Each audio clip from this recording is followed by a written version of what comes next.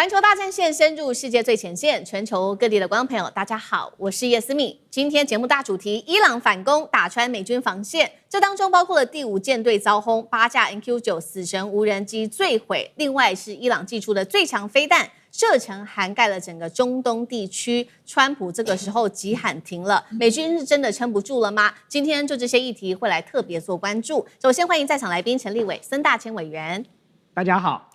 前国安会副秘书长杨永明老师，士兵好，各位朋友好。好，还有前海军舰长吕礼士舰长，主持人好，各位观众大家好。好，观众朋友关心美伊战事之前，记得帮我们的节目按赞，并且加入我们的会员频道，按下加入键就可以了。那么也请观众朋友帮我们做分享，如果希望跟我互动，写下私密你在哪一个城市收看，我会亲自做回复。今天美伊战事3个火线话题，等一下请来宾帮我们做解析。首先看到伊朗这一次的攻击到底有多猛烈，其实在上周末而已，短短的几天之内发生了非常多的事情，所以今天周一赶快来更新一下，包括了第5舰队遇袭，还有美军的基地有多个，包括等一下我们也会看到在地图上的多个基地哪里受攻击来看。MQ-9死神无人机也传出8架被轰炸哦。第二件事情来看到的是伊朗的飞弹战力全面升级，2款飞弹带观众朋友来看。第一个开巴尔谢肯，现在呢实战来说，他们已经可以透过数据的修正，越打越精准了。第二款是4000公里等级的霍拉姆沙赫尔4，涵盖整个中东地区它的射程哦。最后来看到美军的伤亡到底有多惨重呢？现在呢，来自于美军的说法，阵亡人数从18人下修到14人，而且这下修的原因是因为停火后死亡不列入统计，引发了家属非常愤怒，怒批美军是否在淡化战争的代价呢？今天就这些议题会来做深度剖析。最新战况，赶快来看到美军连13天的轰炸对伊朗的大规模空袭，但是没有想到为什么呢？就在周末的时候，川普突然间态度软化了。他说要下令暂缓攻击伊朗，现在大家也在看说，为什么之前每天都在攻击，现在突然间改变他的态度了呢？外界分析有2个原因，第一个就是防空飞弹是不是快速的消耗，爱国者飞弹库存吃紧；第二件事情是美军恐怕在评估一个更高强度的地面战跟特战来做一个准备。不管美军的下一步是什么，伊朗的攻势非常的强烈，我们赶快来看最新的几个重要反攻的攻势。伊朗的攻击已经波及到了3个基地，包括了画面上这张地图我们看到的在约旦的基地，这些都是美军在中东的基地哦，还有在科威特的基地，最后跟巴林的基地。轰炸的范围包括了机库啊，还有它的营房、指挥处，还有它的燃油库，甚至是装备库等等。这3个基地都受到了猛烈的攻击。第二件事情是第5舰队也遭到了攻击，还有 MQ-9死神无人机8架遭到摧毁。那么另外一头第2个战线现在看起来是在红海了。也门青年运动在本周末再度的锁定了沙烏地当地的石油设施，发射了飞弹无人机，现场炸出熊熊火光。赶快来看现场最新画面。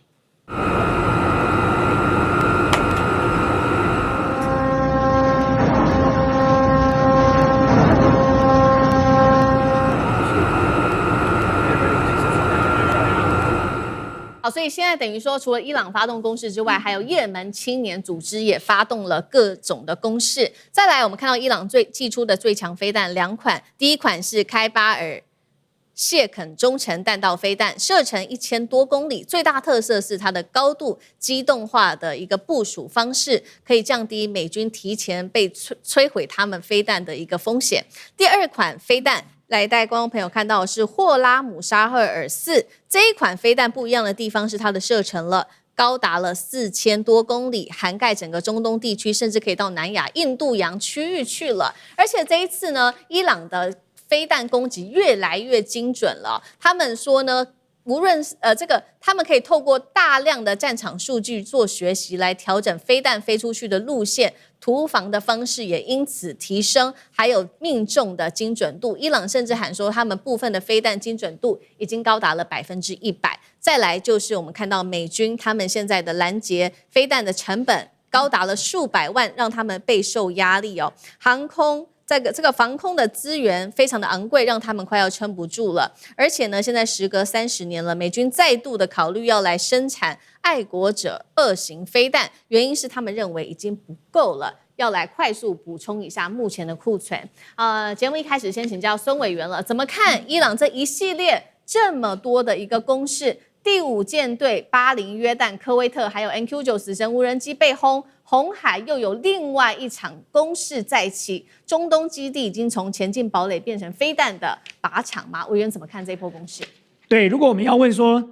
伊朗到底有把美国打得有多痛哦，你就光看这场战事一路过来，其实都是川普在替伊朗发言哦。川普3不5时就告诉大家说，伊朗打电话给他说要和谈了哦，伊朗找人传话来说要和谈了，伊朗已经准备好要和谈了，和谈的方案都已经准备好了，可是从头到尾伊朗都没有正式的肯定或者是承认川普的这个谈话的内容，所以川普一直不断的在找下台阶，从这一点大家就可以知道到底是谁怕继续打下去了。那你更不要讲说，在这2次的停战哦，我们上一次我们看到的这个停战维持了一段时间，到这一次忽然又找了另外一个理由，又停战了个几天。其实这个停战都是美军主动停战的哦，伊朗并没有打算要停战。所以从这一点就可以看得到，其实美军在这场战争当中，其实有一点后继无力的这个味道存在了。我们刚才讲到了它的这个军事装备的损耗量太大了，到目前为止，萨德已经耗掉了80%了，只剩下2成的萨德飞弹。光在今年7月，爱国者飞弹就打掉了600枚到700枚了，这等于是爱国者飞弹1年生产的量啊，光7月就打掉了。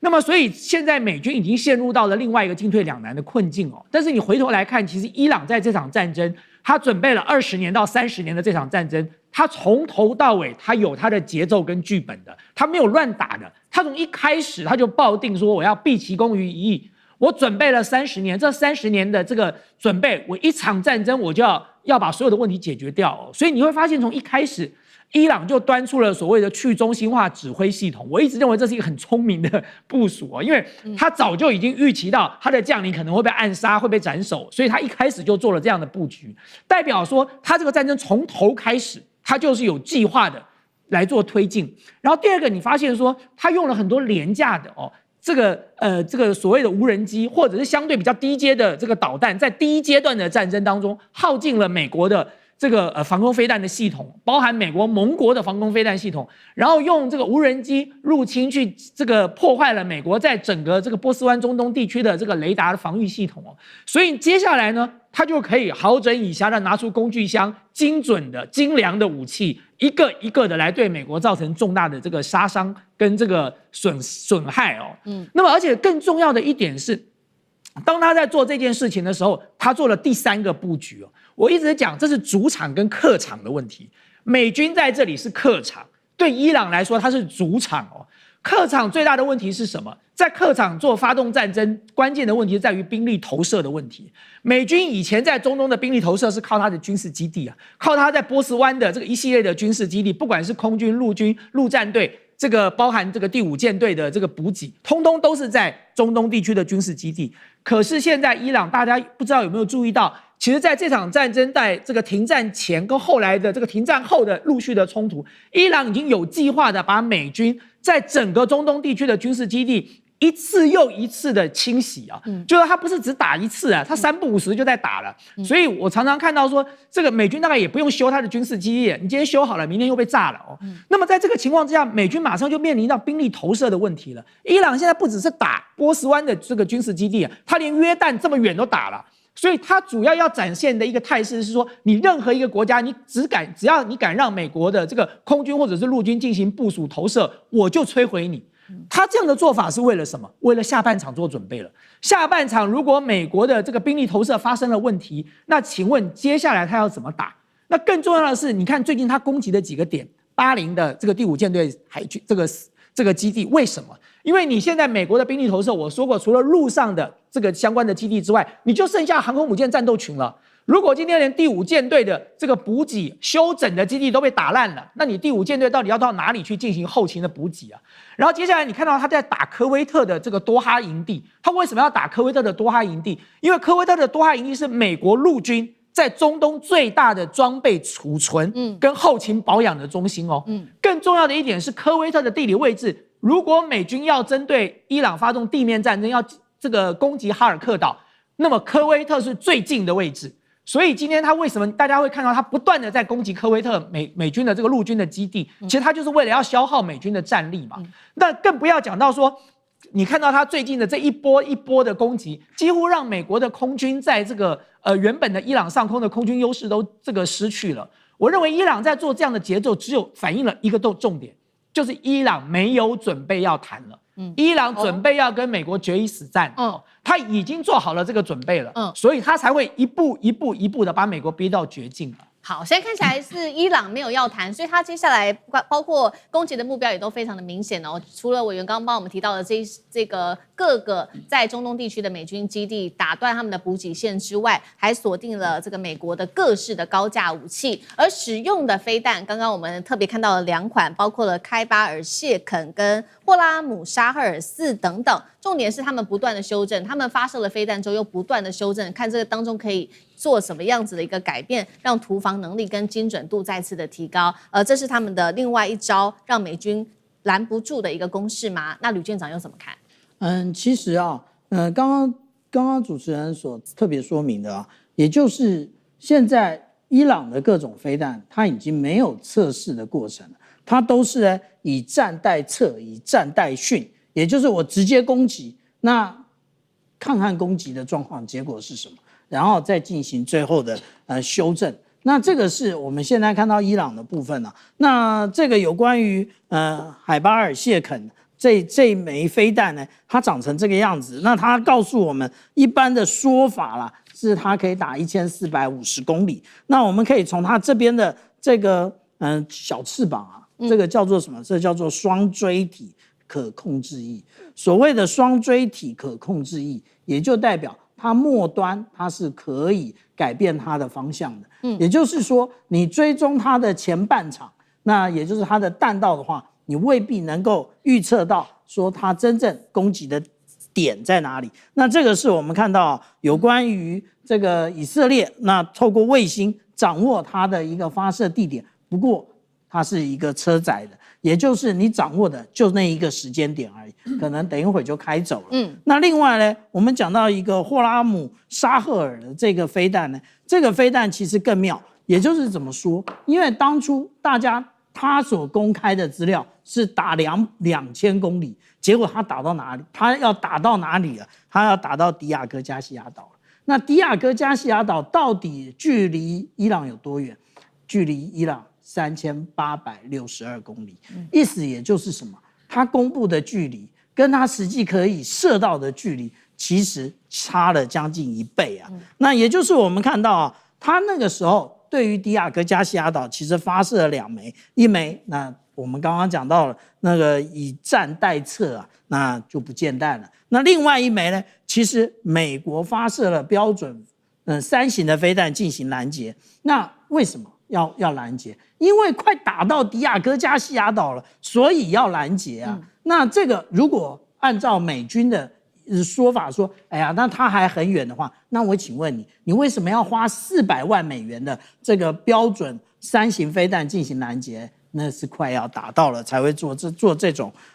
拦截的行动。但是我们刚刚讲到的这个霍拉姆沙赫尔的这种飞弹呢，其实它不是一个很单纯的弹头而已，它是有级数弹头的。那我们之前呢，在这一个有关于约旦或者是以色列上空，我们都会看到这样像火树银花这种，这个就是级数炸弹。那它的级数炸弹也不是一种，那它有很多种。那如果配备这样的一个弹头的话，它几乎可以打那个80枚啊。那也就是我们讲到说，现在我们所了解的实际上的数据，那其实伊朗做了非常大程度的一个隐瞒。是，好，这个是有关于我们看到的美伊战事的一个最新的战况哦，还有伊朗的各式飞弹的武器的做解析。那另外我们也来看到，现在美军传出了一件事情哦，是让包括了他的家属哦，还有非常多的海军的退役的将领都非常的不满，就是呢最新消息，美军伤亡数字开始做下修了。他曾经公布了说，目前打到现在，美军死亡名单有18人，但是最新他把它调整成14个人了。当然，他也给出了理由说，减少了4个人，主要的原因是因为美伊曾经在4月份停火，在停火之后的数字就不列入死亡人数当中了。这消息一出，这个军人的家属就非常痛心哦，痛批说美军盖牌，愤而要求检讨。那这一位是海军的退伍军人，他叫做斯塔莫斯，他也认为说下修这个数字，牺牲的美军的人数实在令人厌恶又作呕。杨老师怎么看这样子的一个更改数字？基本上这个当然其实就是遮掩嘛，那当然就是对军人的不尊重，因为你到4月7号就停，可是你1月17号开始跟伊朗在瑞士进行和谈，然后呢，你7月7号又通知国会说你现在对伊朗再次的采取行动，这根本是一连续的这个战争。那之前美国的国会、众议院跟参议院都通过决议案，要求你立即撤军。那你说，我们4月7号就停了，所以军队已经停止攻击，那事实上并不是如此。然后你从7月7号开始的行为，美国的众议院又通过一次法案，要求你立即要撤军。所以这是一个整体的事件，你不全世界都把它当作就是美伊的这个战争，从2月28号打到现在为止嘛，只不过是打打停停。结果呢，你为了要让数字好看，说我们死的人比较少，那你对那个最近死去的4位美国的士兵是怎么看待呢？相关的这个待遇处理或整个数字的计算，那是不是因此会有改变呢？所以我觉得你这种为了要让数字好看，而避免造成更大的民间民意或者是国会的压力、媒体的压力，你刻意的扭曲，你根本不尊重美国人嘛，你不尊重美国军人。那美国军人还要这个上战场为美国而死吗？所以在这样子的一个缺乏战略而又战术失误，最后你战争其实已经是失利失败，然后进行和谈。那因为你不愿意伊朗再崛起，你不愿意伊朗成为中东强权，你不愿意伊朗掌控荷姆兹海峡，你不愿意伊朗威胁到以色列，所以呢，你要再打下去，再打下去，这死了4个人就大笔一挥不算，因为伊朗战争结束了，我们现在是一个新的战争，那给我个名称呢？这叫什么战争呢？对不对？对。那事实上，你现在只是暂时的停火，那这个暂时的停火，你看到伊朗的回击依然是这么的强烈。那后续如果还会有人伤亡，你是怎么样去对待他们呢？所以你会让美国人以及美国士兵会非常的心寒。我觉得接下来在参议院里面会再一次的通过决议案，要求川普你要立即的撤军，美国人不支持打这场你要去删掉数字的战争。好，谢谢杨老师。那我们休息一下，马上回来。观众朋友们，我们要开会员频道啦！因应呢美中、中东还有印太的乱局，你看到的是新闻，我们看到的是背后谁在操控这个世界。加入会员可以取得独家视角的通行证，你将优先取得更深的观点判读，包括了核心真相分析、历史脉络拆解、局势推演逻辑。同时解锁会员勋章、优先互动权、问题解析、幕后花絮，支持我们制作高品质的影片。点击下方的加入键，一起成为战友吧！我们会员频道见。好，来看到中美之间的军事博弈，中国大陆的6代机杀入了天空。今天会来特别看到第5架的原型机歼36曝光了。狂飙做测试之外，还包括了5代机，今天也会来看到，包括了它的歼20扩军千架，歼35也要来全面量产。美国的空优霸权面临最大挑战吗？如果观众朋友来跟我们做互动留言，如果您认为美国的空中霸权面临挑战，留言写1；如果您认为还可以领先好一阵子，留言写2，跟我们一起来做互动。中美的新一代的空战力量来做一个最新的比拼。最新消息是中国传说中的第6代战机，也就是它的歼36了。画面上我们看到第5架的原型机，现在疑似已经投入在做测试了。也代表说大陆的6代机的发展，可能从本来只是概念啊这种验证型的，结果呢，是不是真的已经开始做测试了？包括了多架的原型机跟它的新构型，都已经到了验证的阶段了吗？好，今天赶快来看到歼360有哪一些细节，等一下也就这些细节跟战力的部分，请舰长来带观众朋友稍微做一个深入的解析。首先是它有这个无尾翼的一个逆中设计。它取消的是传统，它是这种垂直的尾翼，它现在没有了嘛，也代表它的这个雷达的反射面积变小了，那么可以降低飞行的阻力，也提升它的逆中的能力。这个是第一个，在它的尾翼部分做的改变。第二个是它现在用到了3发动机的一个配置哦，显示呢它现在可以追求更大的航程，以及搭载更强的雷达电子战系统。而作战半径的部分现在是来到了4000公里，我们看跟歼20来做比较，歼20只有2000公里，而美国的 F-35AC 的作战半径更只有1000公里，所以它的作战半径可以说是已经大幅的提升了。最后我们来看到它的超大型机身也可以容纳更多的它的内置弹仓，以及更高功率的雷达跟电子战的设备等等。如果相关技术成熟，现在也代表说中国大陆空军的目标已经不是追赶 F-22、F-35了，而是在提前卡位下一代的空战规格吗？好，有关于歼360的部分，舰长如何看它的战力，还有它已经在做实战化测试了吗？会改变未来的空战实力美中之间吗？您如何看？刚刚主持人告诉我们啊，也就是这已经是第五款的一个测试机了，也就是它做了非常多的不同型的一个部位的改动。那这个也是透过每一次的试飞做不同的一个修正啊。那其实我们看到啊，这一架飞机，也就是我们看到的成飞6代机。那可是每一次那它所展现出来的都不太一样，所以非常多的照片啊。那但是呢，其实这就是一种飞翼设计，也就是我们讲到的烂打的这种飞翼设计。这种飞翼设计，也就是如果它遇到这一个雷达波从正面而来的话，那其实它不会像以前无论是三角翼或者是这种器型的机翼的话，它都会进行反射，它都直接的向后折射。这是为什么使用飞翼造型的一个最大的特点。另外，没有垂直尾翼的话，那个垂直尾翼原来也会造成非常大的一个雷达截面积，现在也可以进行收敛。那这个第五架原型机，它反而改得更像我们刚刚看到的那一架，第一架的原型机。为什么？因为它其实把原来它的一个排气口做了更多的收敛。那这个收敛的原因在于说，它想要减少这一个红外线的一个反应的那个溢出，也就是当现在我们看到它其实大家一直讲逆中战机，那它其实不隐形啊，那它是逆中。那逆中它除了我们讲到的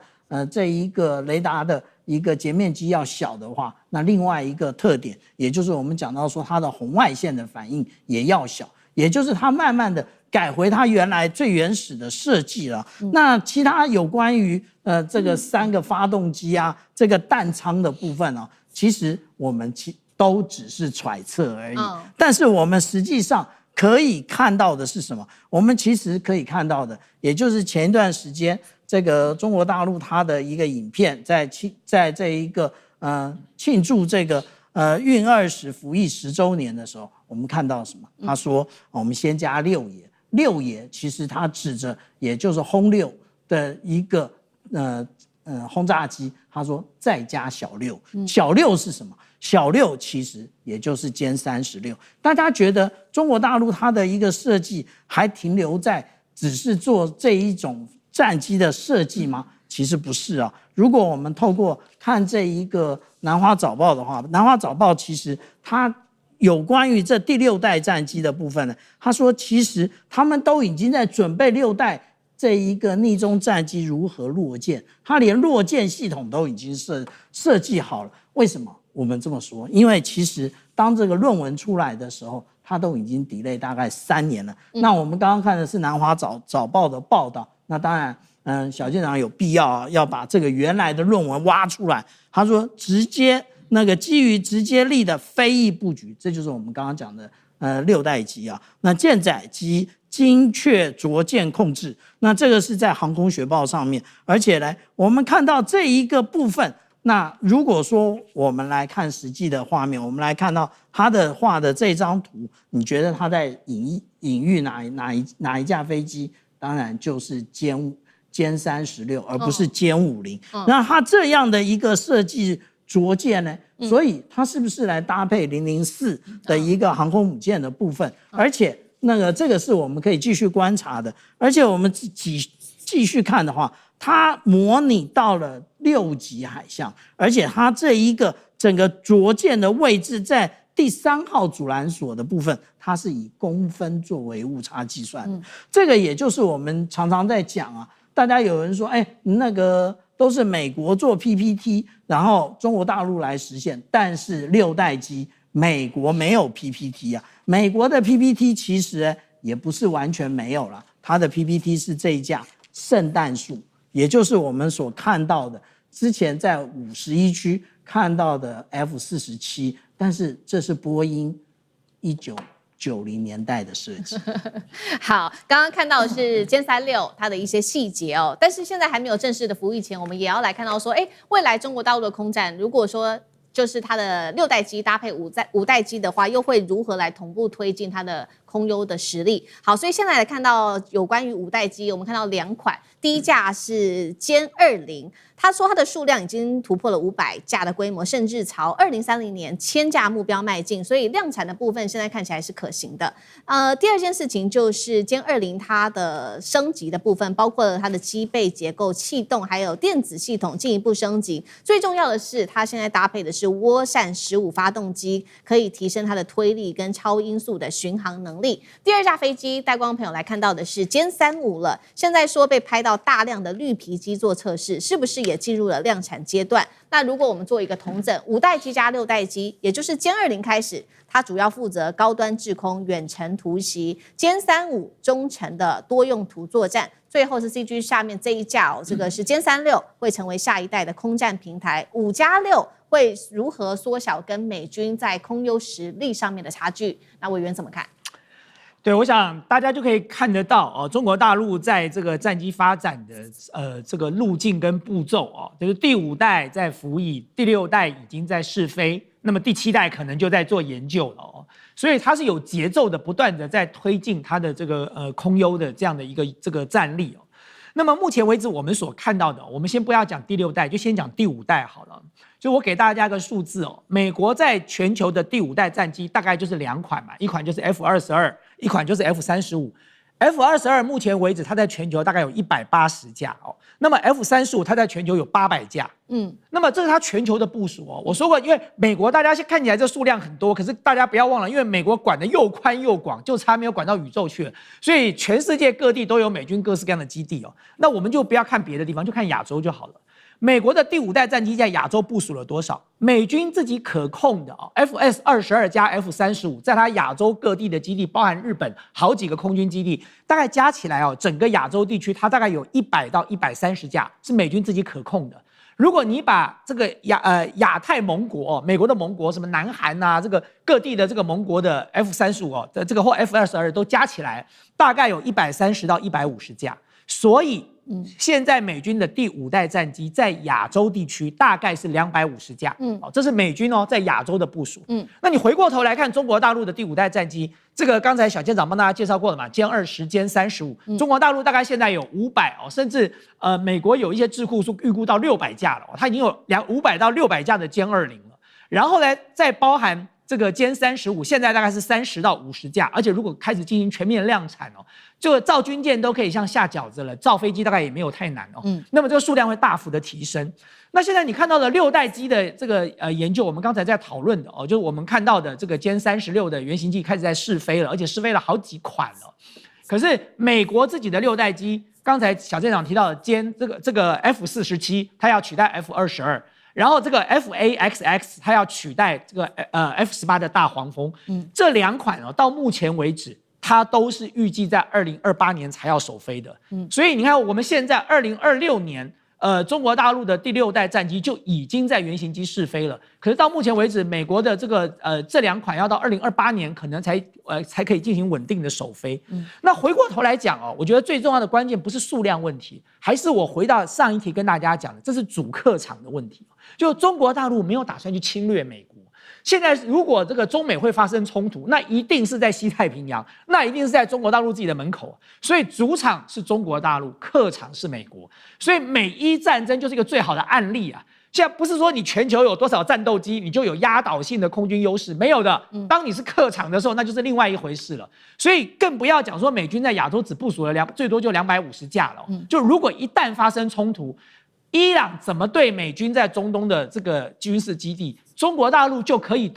用同样的方法对付美国在这个印太地区的军事基地。所以美军的空中优势在面对主客场差异的时候，几乎发挥不了太多压倒性的功能了。好，这是美军，特别是在亚洲地区，在空战方面，它处于劣势的部分。那我们也来看看，那 F-22跟 F-35是美军的5代机嘛？刚刚我们也提到了这2款战机，那他们现在面对的问题就是 F-22。它主要是面对它的数量有限，而且生产线已经完全关闭了，这个是 F-22。再来 F-35呢，它的问题则是它的成本太高了。现在呢，洛克希德马丁也做了一个统计，生命周期成本 F-35来说大概是2兆美元，主要集中在这个后勤的维修跟升级等等。所以面对歼35来势汹汹，接下来美军它的空中的优势还有吗？那杨老师又怎么看？其实刚才前面2位都讲得很清楚有针对美国这2款跟中国的2款第5代机F-22、F-35以及歼20和歼35。我觉得在4个层面如果双方真的要只是来做这个对比的话那4个层面，其实我觉得美国现在遇到很大的这个状况。第一个层面就讲得很清楚了，也就是说，在它的性能表现以及数量。以及整个全球的布局而言，其实美国现在碰到了撞墙期。也就是说，虽然 F-22这个180架，可是它已经停止生产。但是呢，歼20呢500架还是在持续。那你当然这是一个2种不同的高低搭配在就是 F-22跟 F-35以及歼20跟歼35之间，可是基本上其实是各自有各自的这个功用。虽然 F-35跟歼35各自它在陆空甚至海的运用层面都较为广泛、较为灵活，但是呢，比较大型重型的 F-22跟歼20仍然有它长程拦截以及就是相关的这种就是功用。所以以这个比较而言的话，以美国的这个 F-35的全球部署，虽然它多达到800架，可是呢，它并没有优势。第二个是。美国是全球部署，大陆只是在西太平洋，就区域而言，你马上就高下立见。对。那第3个呢？现在美国的洛克希德马丁，它的那个 Block 4的升级也是碰到撞壁，就它基本上 F-35的生产现在只是量，但是无法提升值，那也碰到一个最大的这个困境。同时不要忘记，中国大陆的稀土的管制也对 F-35的制造产生的影响。那最后一点是什么呢？那讲到2个概念，一个中程僚机，还有呢，也就是所谓的这种相关的，像是霹雳15、霹雳17的这些这种所谓的这个就是空对空的这些飞弹，那其实这个比较也是高下立见。那当然，中程僚机你更进一步到第6代的相关的这个就是战斗机的时候呢，它的差距就说不定更明显了。好，谢谢杨老师。那我们休息一下，马上回来。观众朋友们，我们要开会员频道啦！因应呢美中、中东还有印太的乱局，你看到的是新闻，我们看到的是背后谁在操控这个世界。加入会员可以取得独家视角的通行证，你将优先取得更深的观点判读，包括了核心真相分析、历史脉络拆解、局势推演逻辑。同时解锁会员勋章、优先互动权、问题解析、幕后花絮，支持我们制作高品质的影片。点击下方的加入键，一起成为战友吧！我们会员频道见。川普的100日危机倒数，政权倒数警钟吗？今天带观众朋友来看到最新数据，59%的人都预测了民主党这一次在期中选举会夺回众院哦。另外，川普为了要显示自己还行哦，强化打他的贸易战，现在也对付到了包括欧盟到中国大陆都对他们开战，能够救回川普自己的王朝吗？今天就这个议题做一个深度的剖析，欢迎观众朋友留言。如果您认为说川普的关税战能够救回自己的民意，留言写1；如果您认为没有办法，留言写2，跟我们一起来互动。好，这一场美国的期中选举倒数正式的进入100天了，现在最焦虑的人是谁呢？就是川普自己了。他原本高喊的是美国要再次伟大，但是现在面临了他回到白宫以来最大的政治压力。一边我们等一下会看到具体民调不断的下滑，另外一边是共和党期中选举进入倒数，现在说众议院的控制权可能已经不保了。如果说众议院到时候真的失去了控制权，包括了这个共和党他没有办法再控制的话，会面临到是国会针对于川普的调查，甚至是弹劾的压力，这个都要再做持续观察的。而白宫现在拉警报，就是在川普的期中选举有许多的数字都告诉他很危险了。首先，我们看到在中东的政策部分，川普的中东政策让民众非常的不满，65%的选民都不认同他对伊朗的政策，而且近80%的人认为说冲突根本难以迅速的落幕。第二件事情，我们要来看到众议院会不会易主呢？这个也是川普现在目前最担心的事情，因为一份民调显示，民主党重新夺回这个众议院的几率已经提升到将近60%了。而原本川普的优势，其实呢，他主打的就是说，我要给美国民众一个非常好的一个经济环境。但是现在美国面临的包括了通膨、经济跟移民等等的问题，本来是强项，现在民众对这些项目就特别的不满。而最新有关于川普的支持度的部分，赶快来看到，现在竟然只剩下36%到37%了，不支持度高达了大概50%。独立选民与温和的共和党支持者，他们也在持续的流失，不再支持川普了。而这个时候怎么办呢？白宫想说，在中东这个地方受挫，所以是不是转换一下这个民众的注意力？他们再度的祭出的是301的关税条款，希望透过政治把焦点拉回到美国，我们还是可以对外非常的强硬的。所以最新一波攻势锁定的就是欧洲国家了。我们来看到这个欧盟呢，川普呢因为不满欧盟对 Google寄出了反托拉斯的处分，所以他说要做这个301的大调查，并且说我接下来会对欧盟来加征大幅的关税，还痛批欧盟说你们掠夺了美国的企业，要为此付出代价。而先前除了对于欧盟开战之外，川普的301调查也对全球60个经济体课征大约10%的关税哦，并且川普还说呢，接下来我还要任第3任的总统。要知道宪法是不可能让他就是做超过2任的，但是现在呢，他说我要做第3任，他还说第2次会比第1次好，而且他说第3次甚至会更好哦，引发了许多的争议。来看到支持度，刚刚提到了嘛，现在只剩下30%的民众支持他，而净支持度来看到竟然是负的25%，而且民主党很可能夺回众院，几率高达60%。川普还说要做第3任，杨老师怎么看？他真的想做第3任，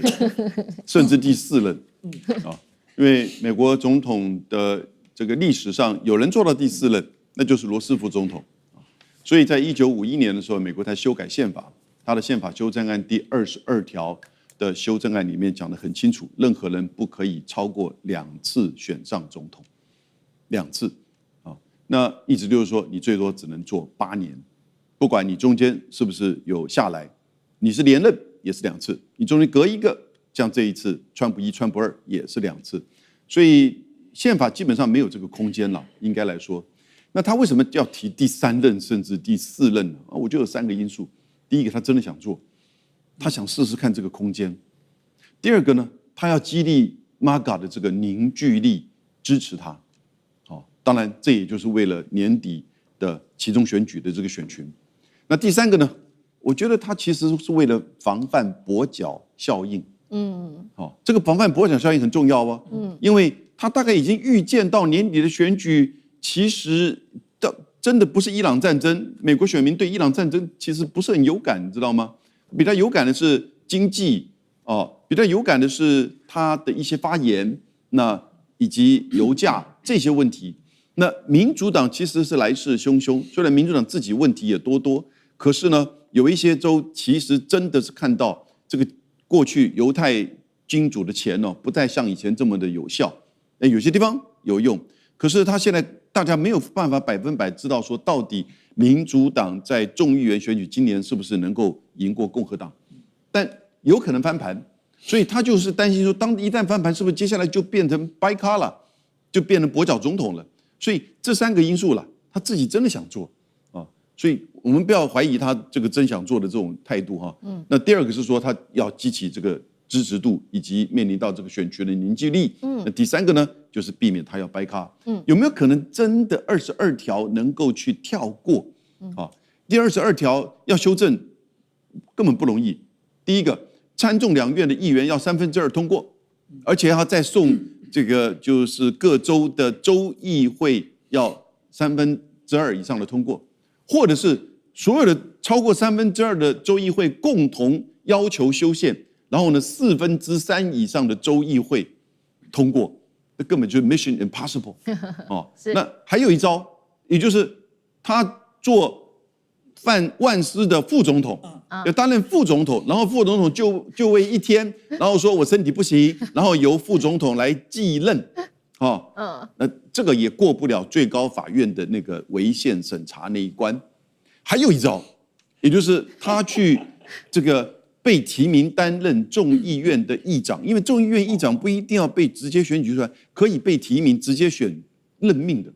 然后呢，由众议院议长排名第3嘛。总统、副总统就是，然后众议院议长，那这个当然这都是异想天开的。也就是说，美国人其实都已经想得很清楚，各种这种可能的灰色地带，他去思考。但是你不要忘记，在美国的这整个制度美国的人民以及民主党不是在那边就是等着你继续当第3任或第4任的总统，所以基本上我觉得其实他是在凝聚选情的这种支持，以及避免他自己再一次变成掰咖总统。好，所以川普这个时候要救自己的期中选举，也是凝聚选民的支持，所以喊出了我要当第3任甚至第4任的总统。那另外一招就是是不是可以透过关税战来再次的展现说，我虽然中东失败了，但是我在这个方面经济战还是可以很强硬的，我可以对60个国家课征10%的关税，启动301调查，能够帮助选情吗？还是只是推升物价？那委员又怎么解读？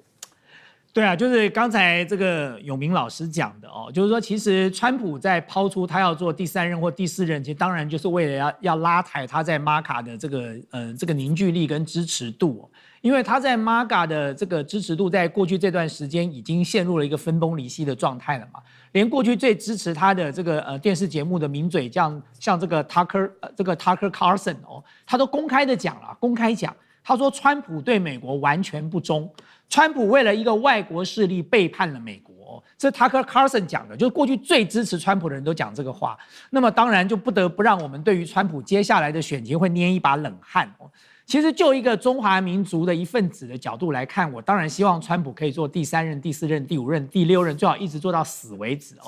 那但是我刚才听到永明老师已经把川普可能采取的路径大概都做了一次的分析，那我就真的不得不要替川普捏把冷汗了，就希望他还能够找到一条什么样的出路能够继续做下去。那我要回过头来讲，就是的确刚才永明老师说的没有错就美国人对于伊朗他其实根本不知道的。最近的一个民调去调查美国人，不到30%的人知道伊朗在哪里其实这也不意外啦，你就要调查台湾的民众的话，他大概也不知道伊朗到底在哪里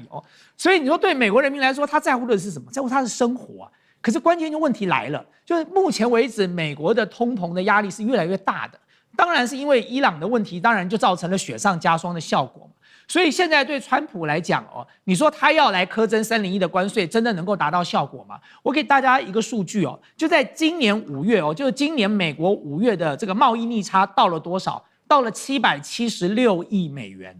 比起4月增加了42.2%。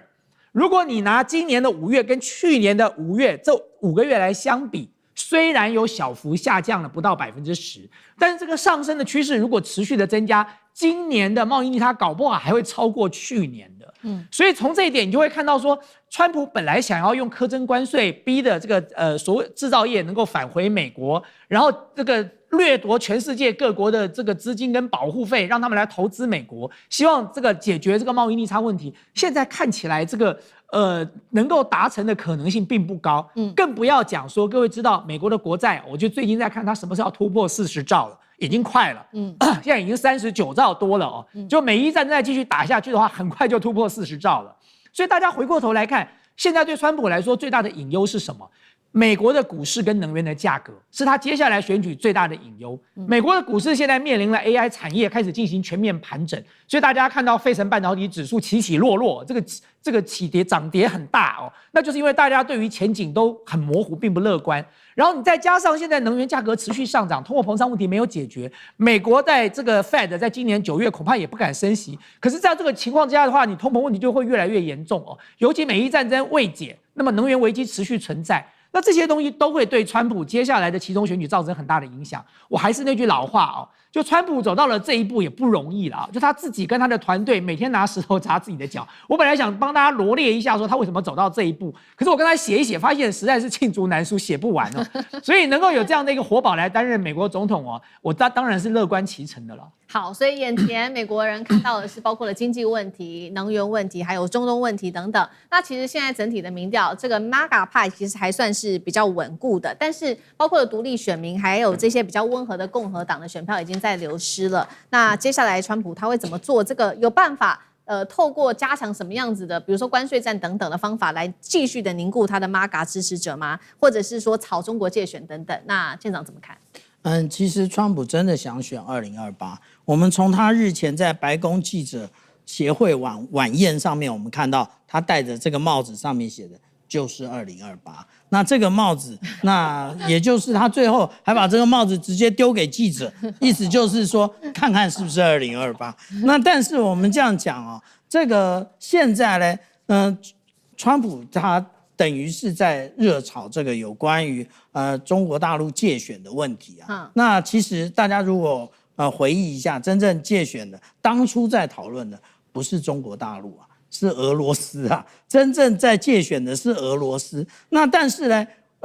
我们看到他想要试图用这种方法转移焦点，可是 MAGA 不傻啊 ，MAGA 仔细一想啊，俄乌战争还在打。伊朗战争油价还在涨啊，那现在呢？如果说川普他又要开启另外一个战场，也就是中美的这个全面性的这一个激化的竞争的态势形成的话，美国的以现在的国力还撑得下去吗？这是一个很大的问题啊。那这个问题呢，其实现在就已经中国大陆它的一个实力已经展现了，也就是有关于之前川普总统那个访问中国大陆的时候，当时承诺了200架的波音客机，现在中国大陆进一步要求200架的这个波音战机，你必须要能够保证未来的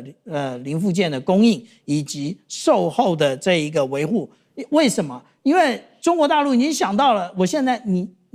给你买200架，以后呢你就开始出口限制，那我这200架不就白买了吗？所以那这个也就代表中国大陆已经预防在各个方面预防川普的翻脸了。那但是川普是不是能够直接的能够在这个期中选举之后掌握这一个参众议院呢？我们现在来看看啊，这是《经济学人》他每周做的一个滚动式的一个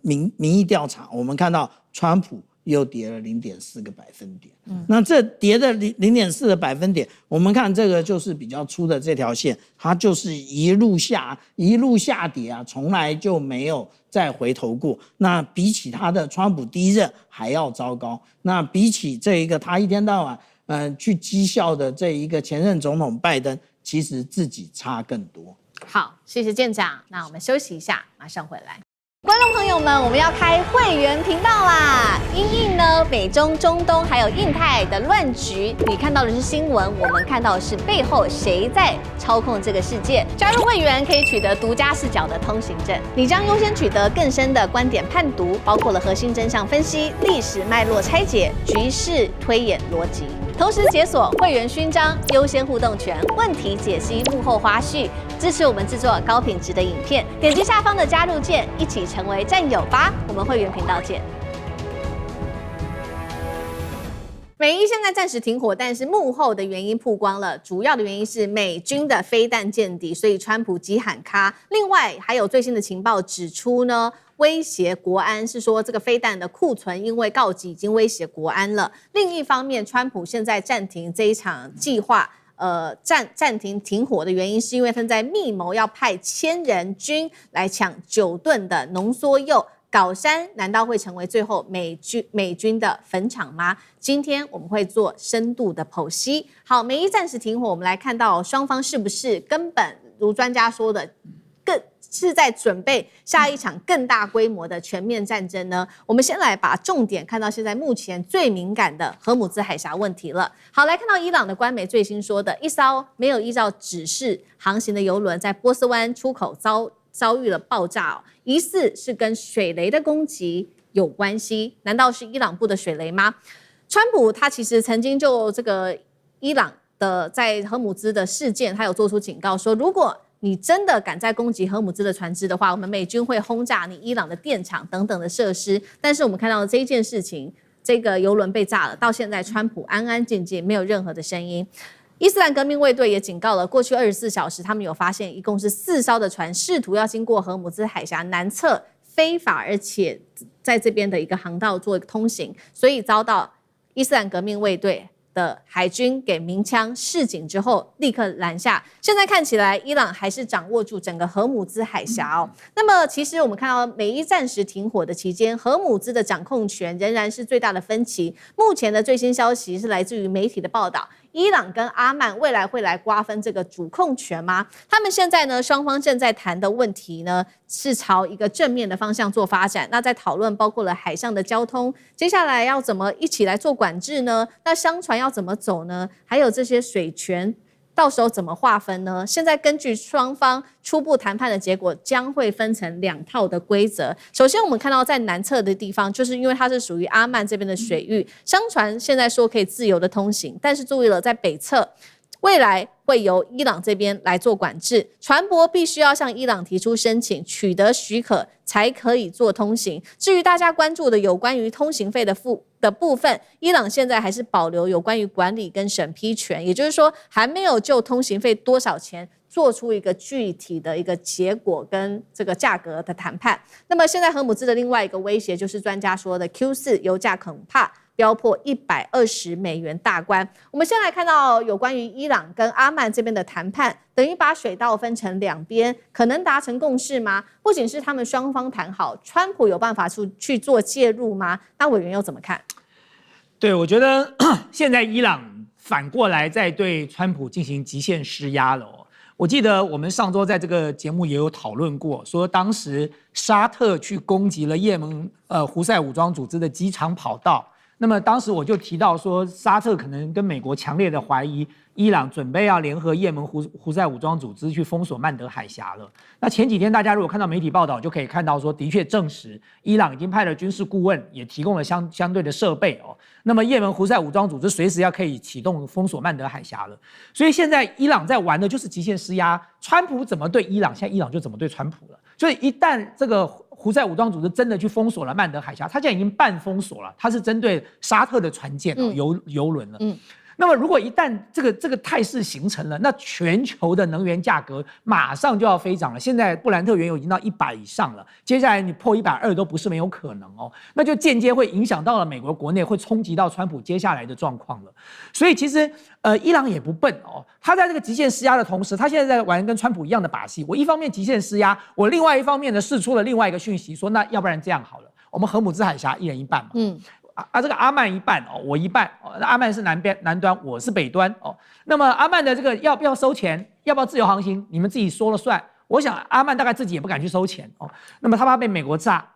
那你说这个伊朗呢？他说那我拿了北端，可是各位知道那个荷姆兹海峡，如果看一下那个地形图哦，最窄的大概就39公里啊，那个北端还比较宽，南端很窄哦。所以呢，南端可以通过的这个油轮的数量非常非常有限。如果大家要排队过南端的话，这一样是一个旷日费时的事情。所以伊朗当然嘴巴讲得漂亮，说南端让给了阿曼哦，但是事实上他掌握了真正的主要航道就是在北端。那你说这个川普会不会接受哦？这对川普来说，